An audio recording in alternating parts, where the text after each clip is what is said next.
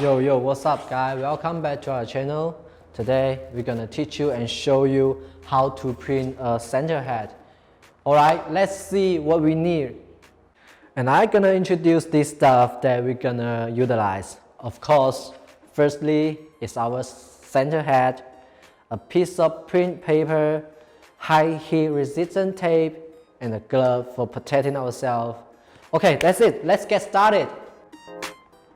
Well guys, first of all, we're gonna put our product Christmas center head on the panel. Flatten it for a better printing result. Place our printing paper on the rim of the head. Use some high heat resistant tape, making sure that printing paper is in the right direction and right position that we want. In the end, fully cover it with Teflon sheet, but before we close the machine, we gotta set the temperature to the 180 Celsius degree and the time to 60 seconds. Wait for it to heat up.